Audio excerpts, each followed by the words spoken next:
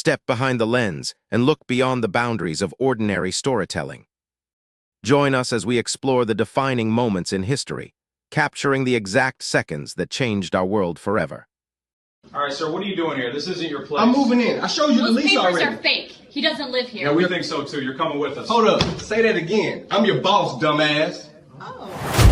When Deborah Lane saw a black man carrying boxes into her apartment building, she didn't contact building management.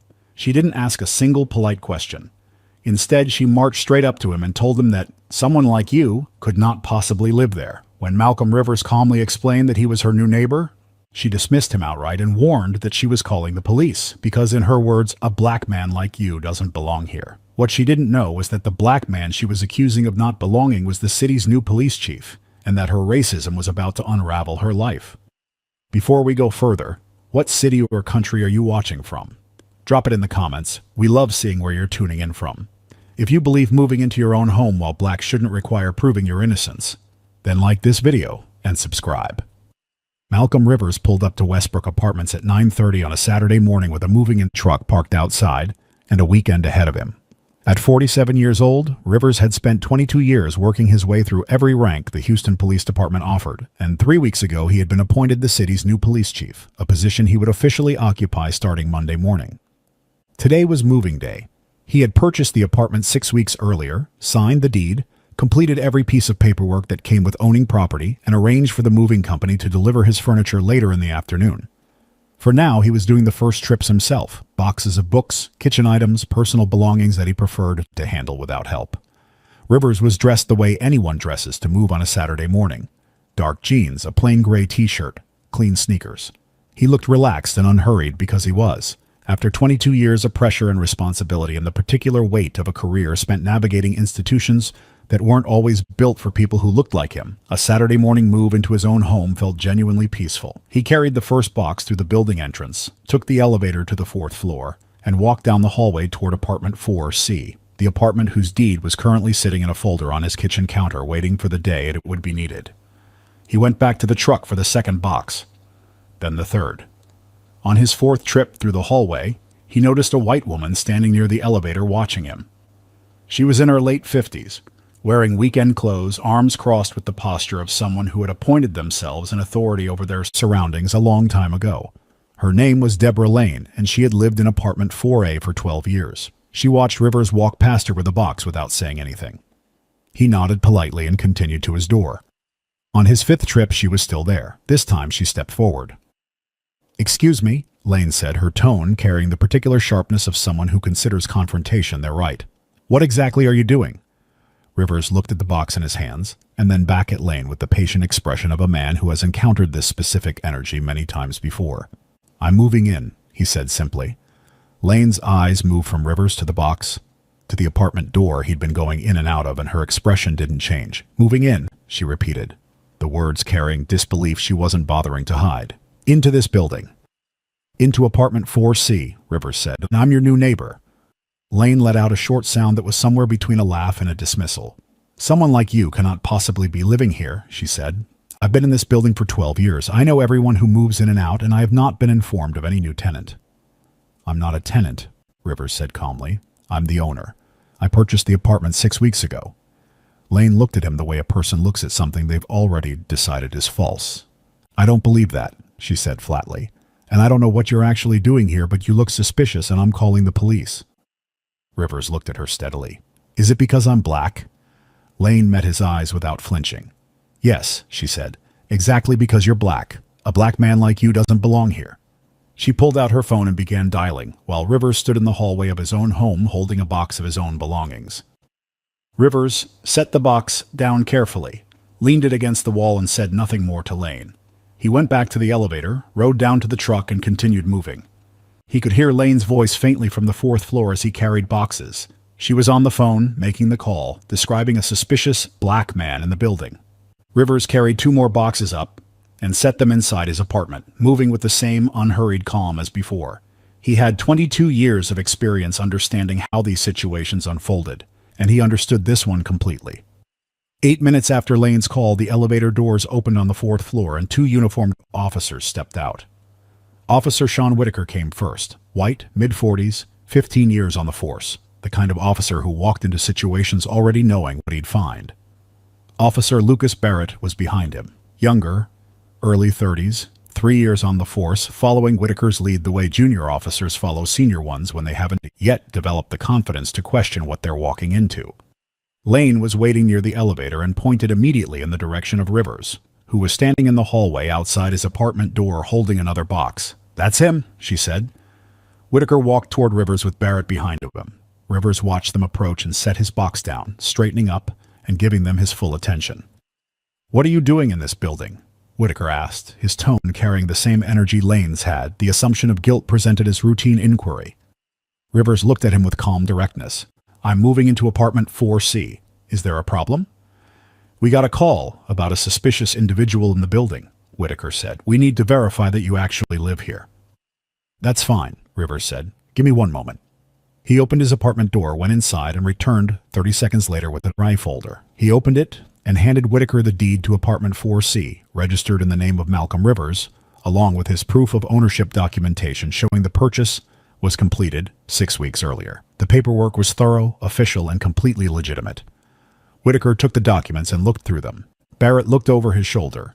From down the hallway, Lane watched with her arms crossed, and when Whitaker didn't immediately move to arrest Rivers, she called out, "Those are probably fake. I've been here 12 years, and I know when someone moves in and nobody told me anything about a black man buying into this building. Those documents are not real." Whitaker looked up from the papers, and something shifted in his expression. The moment a man who has already made his decision finds the justification he needed. He looked at Rivers. "She raises a fair point. These could be fraudulent documents." Rivers kept his voice even. "They're not fraudulent. Everything in that folder is legitimate and verifiable. If you have any doubt, call the number printed on the deed. The building management company is listed right there. Call them and they'll confirm the purchase." Whitaker handed the documents back to Rivers and shook his head. "If this deed is fake, why would we call a number printed on it? We're not going to do that." Rivers looked at him for a moment.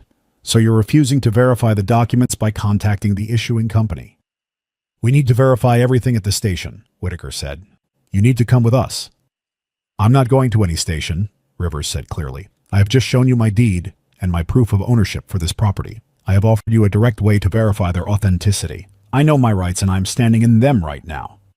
Barrett shifted his weight slightly, his eyes moving between Whitaker and Rivers, something in his expression suggesting a discomfort he wasn't prepared to voice in front of his senior officer.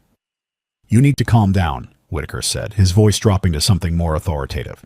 "We told you those documents could be fake. We're not calling any number off a potentially fraudulent deed. You need to come with us to the station so we can sort this out properly." "You want to arrest me," Rivers said, "even after I've shown you ownership documentation for this property?" Whitaker didn't answer the question directly.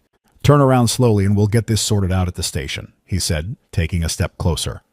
Rivers looked at Whitaker, then at Barrett, then back at Whitaker. Both officers were moving now, closing the space between them and Rivers, with the body language of men about to make an arrest. Rivers had shown them his deed. He had shown them his proof of ownership. He had offered them a way to verify everything in 30 seconds. They had dismissed all of it. He reached into his back pocket slowly, making sure both officers could see his hands clearly, and produced a leather badge wallet. He opened it and held it up so both officers could see the badge and the identification card behind the clear plastic window. Houston Police Department, Chief of Police, Malcolm Rivers. The hallway went completely silent. Whitaker stared at the badge. The color left his face with the speed of a man who has just watched his entire career flash in front of him. Barrett took a small step backward without seeming to realize he'd done it. Both of them knew that badge. They had been receiving internal department memos for 2 weeks about the new chief starting Monday. They had seen the name. They had seen the photograph. And they were standing in a hallway, having just attempted to arrest him after he showed them his deed. Lane's voice came from down the hallway, still defiant. "That badge is probably fake, too." "Ma'am?" Whitaker's voice came out sharper than he intended as he cut her off, his eyes never leaving the badge in Rivers' hand. Rivers closed the badge wallet and put it back in his pocket. He looked at Whitaker and then at Barrett, with an expression that was completely composed and absolutely final. "I will see both of you in my office Monday morning," he said quietly, 8 a.m. Neither officer said anything. Rivers turned to Lane, who was standing down the hallway, looking for the first time like a woman who understood the weight of what she had set in motion. "You will be hearing from my attorney," he said simply. Then Rivers looked back at the two officers. Before either of you leaves this building, I need three things. The CCTV footage from this hallway covering today, the recording of the 911 call that brought you here, and official written documentation of this incident, including your badge numbers, the call log, and everything that was said and done in this hallway today. Whitaker nodded once, the nod of a man who knows that he is already standing in the wreckage of something he cannot repair. Rivers picked up his box from the hallway floor, carried it into apartment 4C, and closed the door behind him. He had a move to finish. Malcolm Rivers spent the rest of Saturday finishing his move. The furniture arrived in the afternoon, the moving company brought everything up, and by evening Rivers was sitting in his new apartment surrounded by boxes he hadn't unpacked yet, with the folder of ownership documents on the kitchen counter and three specific items on his phone: the CCTV footage, the 911 call recording, and the incident documentation he had requested from Whitaker and Barrett before they left the building. He listened to the 911 call once that evening. He watched the hallway footage once. Then he put his phone down, made himself dinner, and went to bed. Monday morning, Rivers arrived at the Houston Police Department headquarters at 7:45 a.m. in full chief's uniform. He greeted the desk officers, shook hands with the administrative staff who had been expecting him, and walked into his office for the first time. He sat behind the desk, opened the folder containing the CCTV footage, the 911 recording, and the incident report, and reviewed everything one final time with the methodical attention of a man who had spent 22 years building cases. At 8 a.m. exactly, he called Whitaker and Barrett into his office. Both officers entered in full uniform, looking the way people look when they already know what the conversation is about, but are hoping the reality will somehow be softer than what they've been imagining since Saturday. Rivers waited until both men were seated before he said anything. Then he reached forward and pressed play on his laptop without introducing it or explaining what they were about to hear. The 911 call played through the laptop speakers in the quiet office. Deborah Lane's voice came through clearly, describing a suspicious black man in the building, and then the moment that made both officers go still. The dispatcher asking if the man had done anything threatening, and Lane's voice answering that no, he hadn't done anything. She just didn't think a black man should be living in the building. The call lasted 3 minutes and 14 seconds, and when it ended, Rivers pressed stop and looked at both officers. "That is the call you responded to," Rivers said. "A woman called 911 because a black man was carrying boxes." The dispatcher confirmed no crime had occurred. "You arrived and you dismissed valid ownership documentation." Rivers paused. "Then you attempted to arrest me." Neither Whitaker nor Barrett spoke. Rivers reached forward and played 30 seconds of the hallway CCTV footage, showing the moment he held up his deed and Whitaker dismissed it, the moment he offered the phone number and Whitaker refused, and the moment both officers stepped toward him to make the arrest before the badge came out. He closed the laptop. "I'm suspending both of you effective immediately pending a full internal affairs investigation. You will surrender your badges and service weapons to the duty officer before you leave this building today. You will not discuss this matter with any colleagues or media. A formal investigation will determine next steps." Whitaker opened his mouth. Rivers held up one hand and Whitaker closed it again. "I'm not interested in explanations this morning," Rivers said. "Internal affairs will give you both the opportunity to explain. That's their job. My job right now is to make sure this is handled properly and completely." Both officers surrendered their badges and weapons that morning and left the building in plain clothes. Word moved through the department quickly, the way it always does when something significant happens on a chief's first day.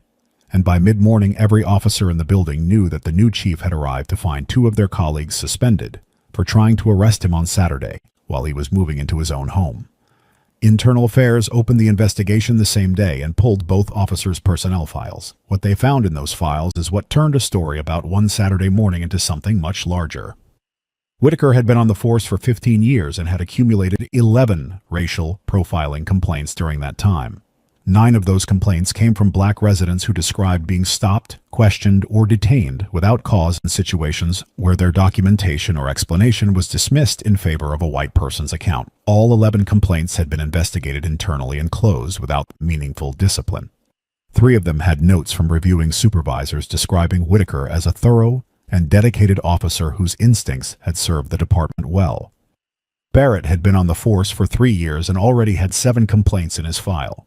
6 came from minorities. 3 described situations remarkably similar to what happened in the Westbrook Apartments hallway. Barrett following a senior officer's lead in dismissing valid documentation from a black person while accepting a white person's contradicting account without question. Barrett's complaints had been closed with even less scrutiny than Whitaker's, largely because he was junior, and the complaints were attributed to his inexperience rather than his bias. But the investigation didn't stop with the officers. Rivers had instructed Internal Affairs to pull everything connected to the Saturday incident, including the building's full security history, and when investigators reviewed 2 years of Westbrook Apartments camera footage, they found a pattern that made the investigation significantly larger than 2 officers with bad complaint histories. Deborah Lane appeared in the footage 114 times over 2 years. 41 of those appearances showed her in hallways or near the elevator in situations that had nothing to do with her own movements through the building. She was watching people. Specifically, she was watching black residents, following their movements with her eyes, positioning herself near the entrance when she saw them arrive, and in 12 documented instances, she was shown on camera, reaching for her phone immediately after a black resident passed her in the hallway. The building management company was contacted and pulled their complaint records at Internal Affairs' request. Lane had filed 23 formal complaints over 12 years. 19 of them were against black residents. The complaints ranged from noise violations to claims of suspicious behavior to allegations of property damage, none of which had been substantiated on investigation. 3 black tenants had moved out of Westbrook Apartments within 6 months of sustained complaint campaigns by Lane, and 2 of them had left reviews on apartment listing websites mentioning a hostile neighbor who made them feel unwelcome and unsafe in their own home. Internal Affairs contacted all 3 former tenants. 2 agreed to speak. The first was a black woman who had lived in apartment 4B directly next to Lane's apartment for 8 months before leaving. She described Lane knocking on her door to complain about noise when she was watching television at normal volume, calling building management about her repeatedly, and standing in the hallway staring at her door on multiple occasions. She had filed 2 complaints with building management that were resolved with nothing more than a letter to Lane. She had left because the environment became too hostile to stay. The second former tenant was a black man who had lived in apartment 4D for 4 months before Lane's complaint campaign made his daily life in the building so uncomfortable that leaving felt easier than fighting. He had not filed any complaints because he didn't believe it would change anything. Both of them, upon hearing what Lane had done to Rivers on Saturday, said the same thing in different words. They were not surprised. Rivers filed the civil lawsuit against Deborah Lane through his attorney on Wednesday, 4 days after the incident. The lawsuit cited racial discrimination, harassment, and the filing of a false police report motivated by racial bias. It sought $200,000 in damages. Lane was served the papers at apartment 4A on Thursday morning.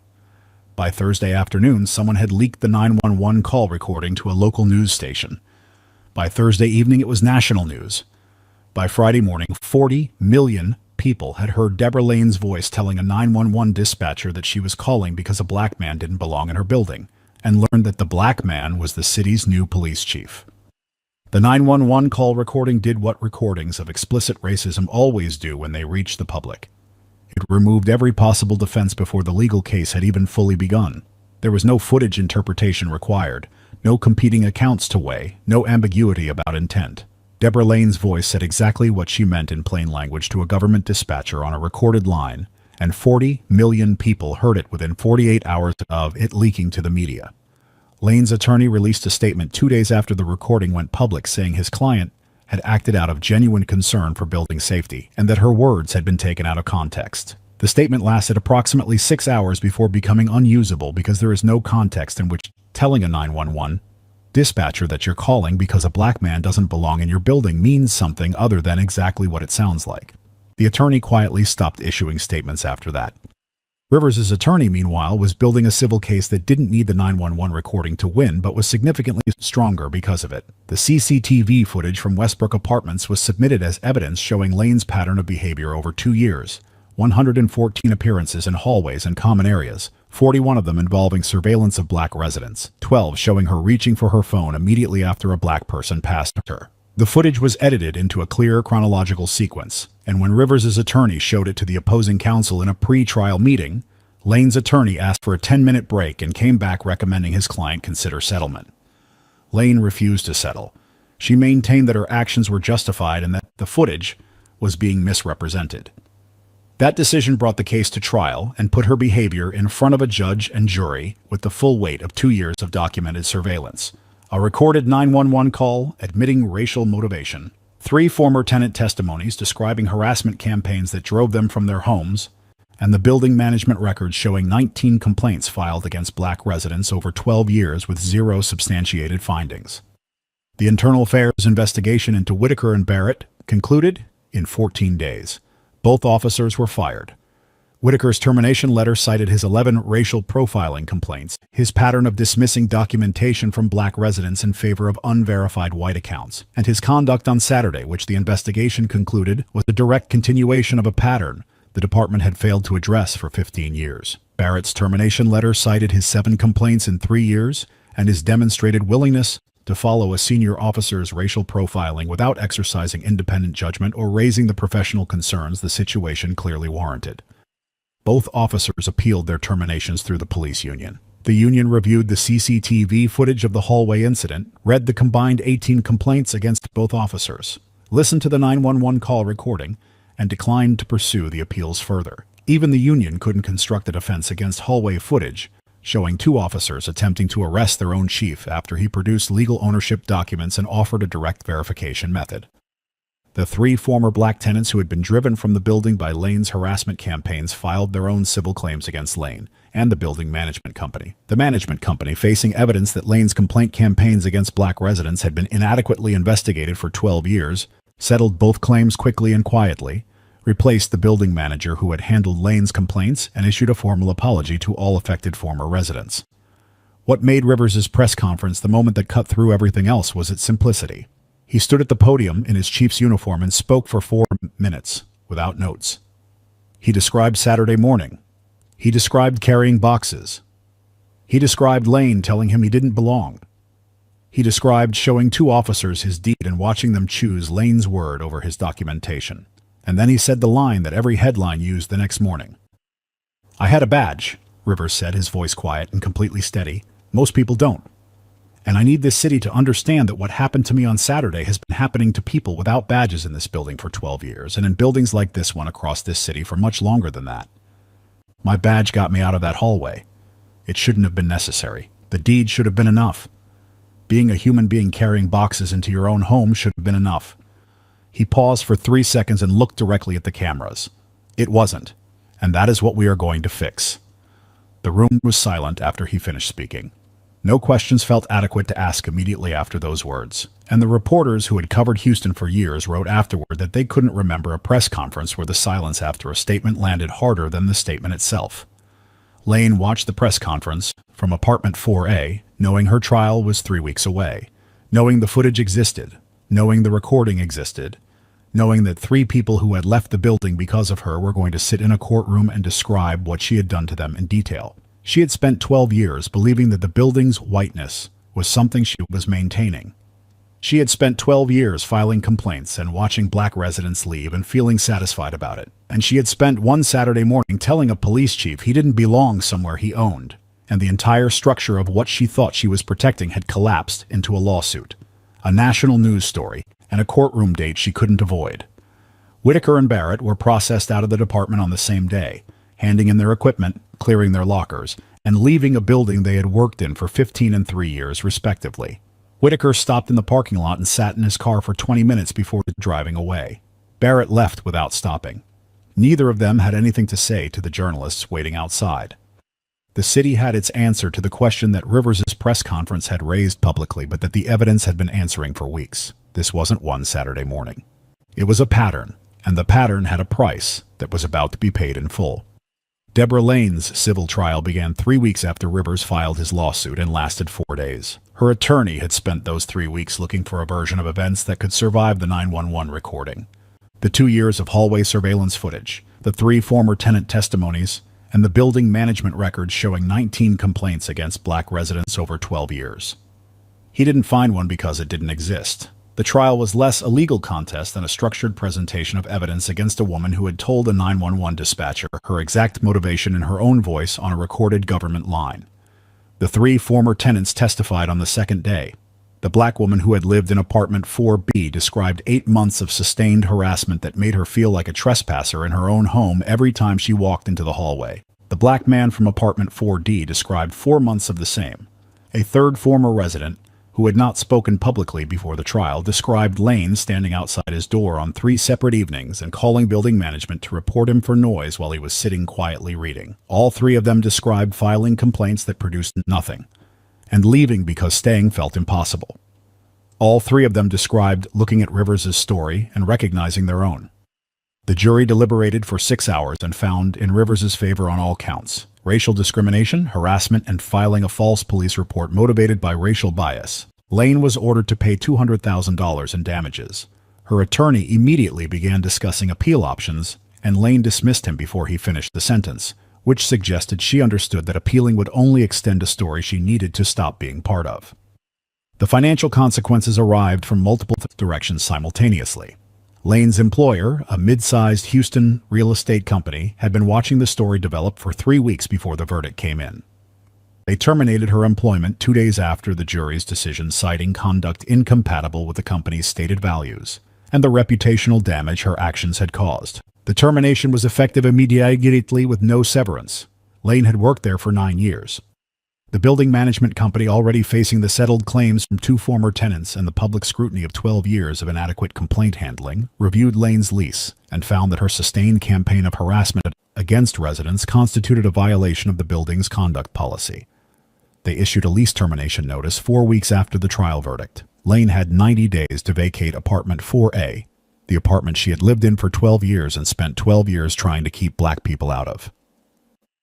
She moved out on a Tuesday morning with no one watching except the building security camera that recorded her carrying boxes to a moving truck, the same hallway, the same elevator, the same entrance where she had told Malcolm Rivers he didn't belong. She was gone before noon. Officer Sean Whitaker, 39 years old at the time of his termination, spent 4 months attempting to find law enforcement work in neighboring counties before accepting that his termination record and the public nature of his conduct had made him unemployable in the field. He took a job in private security at significantly reduced pay. His appeal to the police union had been declined. His pension was under review pending the outcome of a separate civil claim filed against him personally by a black resident who had been wrongfully detained by Whitaker in 2019 and had refiled their previously dismissed complaint after the Westbrook incident made the pattern undeniable. Officer Lucas Barrett, 31 years old, left law enforcement entirely after his termination and moved out of Houston within 2 months of being fired. He gave no interviews and made no public statements. His personnel file, now part of the public record of the investigation, showed 7 complaints in 3 years that should have triggered intervention long before a hallway in Westbrook Apartments ended his career before it properly began. The building management company's accountability extended beyond the settled tenant claims. A city housing authority audit triggered by the investigation reviewed their complaint handling procedures across all 12 of their managed properties and found similar patterns of inadequate response to harassment complaints in 3 other buildings. New mandatory procedures were implemented requiring independent review of all tenant harassment complaints, automatic escalation when complaints against a single resident exceeded 3 in any 12-month period, and mandatory documentation of outcomes for all filed complaints. Rivers used his platform as chief to push through 3 specific reforms in his first year that he described publicly as direct responses to what happened on Saturday morning. The first required all officers to document their specific reason for doubting any identification or ownership documentation rather than simply stating it could be fraudulent, a direct response to Whitaker's refusal to call the number on the deed. The second created an independent civilian review panel for all racial profiling complaints, removing the internal process that had allowed Whitaker's 11 complaints and Barrett's 7 to be dismissed without consequence. The third established a community liaison program placing officers in direct regular contact with the neighborhoods they patrolled with accountability measures tied to community feedback rather than arrest numbers alone. Complaint rates for racial profiling in the Houston Police Department dropped 47% in Rivers' first 2 years as chief. Use of force complaints dropped 31%. The department's relationship with black communities in the city, damaged by years of exactly the behavior that Whitaker and Barrett's files documented, began the slow and difficult work of rebuilding on a foundation of actual accountability rather than the appearance of it. 5 years after moving day, Malcolm Rivers was still Houston's police chief. The reforms he implemented in his first year had become models referenced by police departments in 4 other major cities. Deborah Lane was living in a different part of Houston, employed in a different industry, permanently attached to a 911 recording that had been heard by tens of millions of people and was still used in fair housing training programs and civil rights seminars as one of the clearest recorded examples of someone stating their racial motivation without ambiguity. The recording never stopped circulating. It never would. The $200,000 judgment sat on Lane's financial record as a permanent consequence of one Saturday morning when she decided to tell a man he didn't belong somewhere he owned. The moving boxes were unpacked. The chief was in his office, and the hallway where she made her stand was just a hallway now, with nothing in it except the building cameras that had recorded everything and the knowledge that the woman who spent 12 years deciding who belonged there had been the one asked to leave. If this story showed you that racism in housing is systematic and deliberate, and that the people who practice it depend on silence and inadequate consequences to keep operating, share it with everyone who needs to understand that accountability changes systems, and silence protects the wrong people. What protections would prevent neighbors from weaponizing complaints and 911 calls against black residents for years without consequence? Drop your answers in the comments and tell us what housing reforms matter most to you.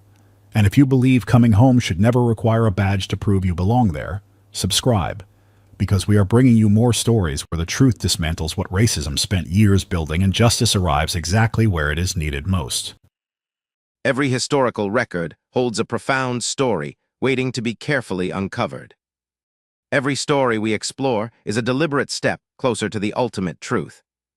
Thank you for joining us on this vital journey of discovery today.